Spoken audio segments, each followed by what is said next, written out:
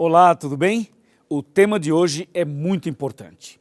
Em nossos dias, depois de Cristo, sabemos que a salvação é pela graça, mediante a fé no Cristo que já veio. Mas como era a salvação antes de Cristo?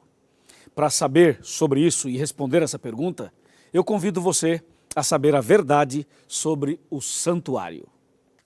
Ok, vamos abrir a Bíblia então no livro de Êxodo, capítulo 25, versículos 8 e 9. Está escrito: "E me farão um santuário para que eu possa habitar no meio deles, segundo tudo que eu te mostrar para modelo do tabernáculo e para modelo de todos os seus móveis, assim mesmo o fareis." Bem, Deus pediu a Moisés que ele construísse um santuário. E para que Moisés pudesse fazer o santuário, Deus mostrou uma visão e ele viu o santuário celestial. O santuário celestial era o modelo através do qual Moisés deveria fazer um santuário terrestre. É bem curioso isso, porque Moisés não era construtor, Moisés não era arquiteto, nada disso, mas, de acordo com a visão que Deus havia lhe mostrado, então Moisés agora partiu para a construção, sob a direção de Deus, é claro. Para confirmar essa ideia da visão que ele teve e do santuário celestial, eu quero ler com você Apocalipse 11, verso 19, que diz assim: "Abriu-se então o santuário de Deus que se acha no céu, e foi vista a arca da aliança no seu santuário. E sobrevieram relâmpagos, vozes, trovões, terremoto e grande saraivada." Você ouviu isso? A primeira parte do verso 19 é bem esclarecedora, porque diz assim: "Abriu-se então o santuário de Deus que se acha no céu." Então, o santuário terrestre era uma cópia, uma réplica do santuário celestial. Agora, como era então esse santuário? Como foi que Moisés construiu esse santuário? Bem, a Bíblia conta todos os detalhes. Como o nosso tempo aqui não é tão grande assim, nós vamos direto aos detalhes mais importantes. Por exemplo, o livro de Hebreus, ele conta, no capítulo 9, os detalhes da construção e das mobílias do santuário. Logo de início, eu quero te dizer que o santuário tinha dois compartimentos, o lugar santo e o lugar santíssimo. Mas, antes do lugar santo, havia um outro ambiente conhecido como pátio ou átrio. E tanto no pátio, quanto no lugar santo, quanto no lugar santíssimo, ali tinha alguns objetos interessantes. É isso que eu vou ler agora e vou explicar a você. Bom, abra a Bíblia comigo, por favor, em Hebreus 9, a partir do versículo 1. Olha que interessante essa leitura. Está escrito: "Ora, a primeira aliança também tinha preceitos de serviço sagrado e o seu santuário terrestre. Com efeito, foi preparado o tabernáculo, cuja parte anterior, onde estavam o candeeiro e a mesa e a exposição dos pães, que se chama o santo lugar. Por trás do segundo véu se encontrava o tabernáculo, que se chama o Santo dos Santos, ao qual pertencia um altar de ouro para o incenso e a arca da aliança totalmente coberta de ouro, na qual estava uma urna de ouro contendo o maná, o bordão de Arão, que floresceu, e as tábuas da aliança." Verso 5. "E sobre ela os querubins da glória, que com a sua sombra cobriam o propiciatório. Dessas coisas, todavia, não falaremos agora pormenorizadamente." Que texto esclarecedor. Bom, vamos conversar sobre esse detalhe. Então você pode ver o santuário e vamos começar pelo pátio. No pátio tinha dois objetos. Tinha uma pia ou uma bacia com água e do outro lado havia um altar de sacrifício. Quando a gente entra no lugar santo, estamos entrando no lugar santo, você encontra de um lado uma mesa com 12 pães, 2 pilhas de 6. E os pães eram conhecidos como pão da proposição, ou pães asmos, que eram pães magros, feitos sem fermento, somente com a flor da farinha. 12 pães. Do outro lado havia um castiçal, e esse castiçal tinha 7 lâmpadas. E as 7 lâmpadas ficavam acesas dioturnamente. Um pouco mais para frente, quase na divisa do Santo para o Santíssimo, havia um outro altar, que era o altar de incenso. onde se queimava o incenso. Quando a gente sai do lugar santo e entra no Santíssimo, você percebe que tem uma cortina, um véu. Esse véu era justamente a separação, a divisória entre o Santo e o Santíssimo. Entramos agora no Santíssimo.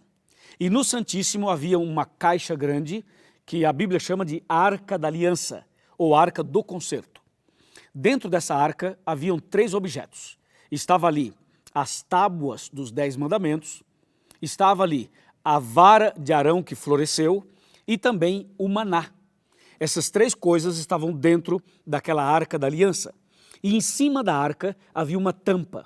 Essa tampa era conhecida como propiciatório. E a tampa propiciatório. Então, em cima dessa tampa, em cima do propiciatório, haviam 2 anjos querubins feitos de ouro, ouro maciço, e eles eram curvados um de frente para o outro. Assim, estava completa ou completo o lugar santíssimo. Agora vem a pergunta, para que servia tudo isso? Qual era o propósito de tudo isso? Bem, Deus queria ensinar para o povo de Israel e para todas as pessoas a mensagem do plano da salvação.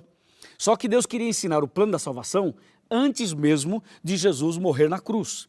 Resumindo, todo esse santuário e tudo que estava dentro dele tinha um significado importante e apontava para Jesus.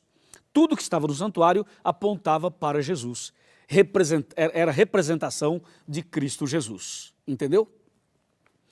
Ok, então vamos analisar os detalhes. No lugar, ou melhor, no pátio, aquela bacia com água, aquela pia com água, a água era um símbolo de algumas coisas. Simbolizava a palavra de Deus, simbolizava o Espírito Santo e simbolizava o batismo. Ok? Agora, aquele altar de sacrifício no pátio representava o sacrifício de Jesus, porque era ali que eles sacrificavam os cordeiros todos os dias.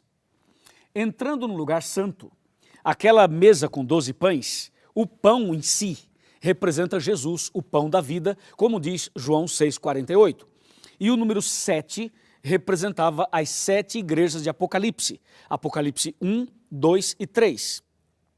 E o fato da luz ficar acesa dioturnamente representava Jesus, que em João 8,12 é apresentado como a luz do mundo. Aí, ainda no lugar santo, do outro lado, você tem ali o altar de incenso. E esse altar de incenso representava as orações, o culto, a adoração que o povo de Deus realiza para com Deus, era ali representado por aquele altar de incenso. Entrando no lugar santíssimo, nós encontramos a Arca da Aliança. E aquela vara de Arão lá dentro da arca representava o controle de Deus, que Deus controla a sua igreja, o seu povo e conduz a história, que o mundo inteiro está nas mãos de Deus, inclusive a igreja está também nas mãos de Deus. O maná representava a providência divina. Deus providencia o pão que você precisa e o necessário para o seu sustento. E as tábuas da lei representavam o amor e a justiça, porque, na verdade, a lei de Deus será usada como norma para o juízo final. E, ao mesmo tempo, na lei você encontra o amor e a misericórdia.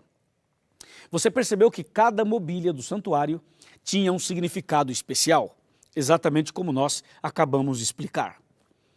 Agora vem uma pergunta-chave para você saber toda a verdade sobre o santuário. Como era o ritual do santuário? O ritual era mais ou menos assim. O pecador reconhecia o seu pecado e então ele pegava um cordeiro sem defeito, sem mancha, e o pecador colocava a mão sobre a cabeça do cordeiro e fazia uma oração a Deus e confessava os seus pecados para Deus com a mão sobre o cordeiro. E aí o pecador dizia, Senhor Deus, eu reconheço que eu sou pecador e reconheço que o salário do pecado é a morte, mas eu não quero morrer, então eu quero colocar sobre o cordeiro o meu pecado e a minha culpa. E ele transferia para o cordeiro aquilo e em seguida ele matava o cordeiro. E o cordeiro morria no lugar do pecador. Assim era o ritual do santuário. Todos os dias os cordeiros eram sacrificados pelo pecador e também pelo sacerdote. E um detalhe importante, o sacerdote pegava o sangue do animal, colocava numa pequena vasilha, entrava no lugar santo e aspergia aquele sangue nas cortinas. E além disso, ele pegava o seu polegar direito e molhava no sangue e colocava nas quatro pontas do altar. Esse era um ritual feito de manhã e à tarde, todos os dias. Todos os dias, ok? Isso só era feito por causa do sacrifício do cordeiro e por causa do perdão que era dado ao pecador. Entendeu? Para falar mais um pouquinho sobre isso, eu quero sentar aqui e explicar os detalhes finais desse ritual. Ok, você já está sentado aí, por favor, então agora presta bem atenção. No lugar santo, somente entrava o sacerdote, 2 vezes por dia. Mas no lugar santíssimo, somente entrava o sumo sacerdote, sozinho, 1 vez no ano. E esse dia que o sumo sacerdote entrava no Santíssimo, a Bíblia menciona que era chamado ou conhecido como o dia da expiação.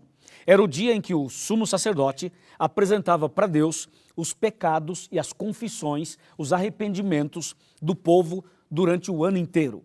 Aí Deus se manifestava, a manifestação de Deus era em cima da arca, em cima do propiciatório, e aquela manifestação de Deus era conhecida como Shekinah. E quando Deus se manifestava, Deus perdoava os pecados do povo, pecados cometidos durante o ano inteiro. O sumo sacerdote, quando entrava no Santíssimo, ele tinha 2 animais. Um animal ele mantinha vivo, que representava Satanás. E o outro animal era sacrificado, que representava Jesus e o sacrifício de Jesus.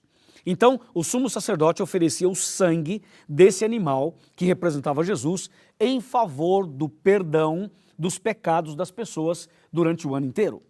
Deus se manifestava, perdoava, o sumo sacerdote saía, comunicava o povo, havia uma festa, uma comemoração, e aquele outro animal vivo era levado para o deserto e era abandonado lá. Lá ele ficava, lá ele morria, lá ele era abandonado. Esse animal que era levado para o deserto era um símbolo de Satanás, que durante 1000 anos estará nessa terra, vagueando solitário de um lado para o outro. Deu para você entender? Tudo isso era o ritual do santuário. Agora você deve estar pensando, pastor Luiz, que interessante tudo isso. E ainda hoje existe esse ritual? Não, já não existe mais. Quando foi que acabou? Quando terminou tudo isso? Veja o que diz aqui Mateus 27, versículos 50 e 51. Está bem aqui. E Jesus, clamando outra vez com grande voz, entregou o Espírito. E eis que o véu do santuário se rasgou em 2 partes, de alto a baixo. Tremeu a terra, fenderam-se as rochas. Ouviu isso? Então, todo o ritual do santuário apontava para Jesus. O altar de sacrifício era o sacrifício de Jesus. O cordeiro era símbolo de Jesus, o cordeiro de Deus. O sacerdote era um símbolo de Jesus Cristo, nosso sacerdote. O sumo sacerdote era um símbolo de Jesus, nosso sumo sacerdote. Todas aquelas mobílias e todos os rituais apontavam para Jesus. Quando Jesus morreu na cruz, então o véu do santuário se rasgou de alto a baixo, mostrando uma intervenção divina e mostrando que aquele ritual estava chegando ao seu final. Sabe por quê? Porque Jesus, o Cordeiro de Deus, que tira o pecado do mundo, como diz João 1,29, estava morrendo na cruz. Consequentemente, não tinha mais sentido matar um cordeirinho, matar um animalzinho e fazer um ritual. Então, é importante que você saiba que quando Jesus morreu na cruz, o véu do santuário se rasgou, tudo aquilo acabou e agora nós olhamos para Jesus, o Cordeiro de Deus, e nele nós temos a salvação. Olha que interessante para você finalmente entender o tema. Hoje, depois de Cristo, nós somos salvos pela fé no Cordeiro que já veio. Mas antes de Cristo, as pessoas eram salvas pela fé no Cordeiro que viria. Tanto antes como depois de Cristo, a salvação é pela graça mediante a fé. Então agora, você não precisa fazer mais sacrifícios. Basta você se ajoelhar, orar a Deus e pedir a Deus perdão, confessar os seus pecados. Faça isso em nome de Jesus. E Jesus, o Cordeiro de Deus, que já morreu por você, agora ele é o seu advogado, ele intercede por você. Não precisa de sangue de animal, porque o sangue dele já foi derramado. Então agora você pode ser perdoado, lavado remido pelo sangue de Jesus.